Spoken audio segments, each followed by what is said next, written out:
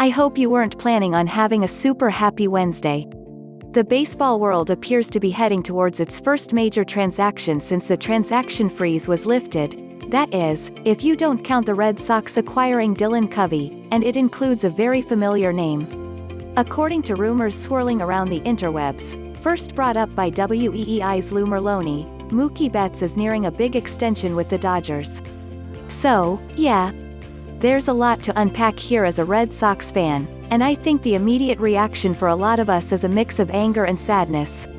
The direction of that anger and sadness is different for some people. Some of us are pissed off at ownership for letting him walk instead of offering him a big deal themselves. Others are unhappy with Betts himself for apparently signing this deal after always saying he was going to test free agency.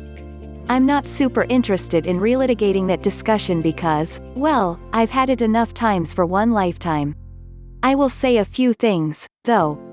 One is that I am also unhappy, and I'm not even really sure why. I certainly didn't think it was realistic that Betts was going to re-sign in Boston even if he did hit free agency. Athletes just so very rarely go back to the team that traded them away. And so if he wasn't going to be in Boston, it should make me happy that he is as far away as possible on the other coast in the other league. Right? I guess the tiny, impossible chance that he was going to come back was enough for me, and now that's gone. As for Betts himself in this deal, it would appear that it is going to be for around 10 years and $350 million. There's a few things to point out here. 1. If the Red Sox didn't offer this, they should be ashamed of themselves. This is the minimum deal Betts should have been considering before he was traded. Which brings me to the next point, which is that I don't think he takes this even if it's offered to him by the Red Sox. I think they should have offered him more, as I'm sure you know, but again I'm not interested in relitigating that argument again. That's not because I think he was dead set against playing in Boston. I don't believe that to be the case.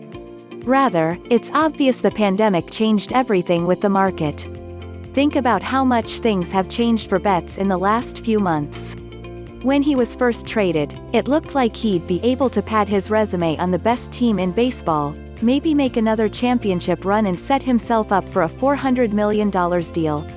Now, he is going into the most depressed free agent period we can remember, and that's with the idea that the postseason will be played.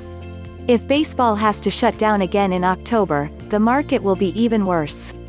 I think all of that has to play into the calculus for Betts here.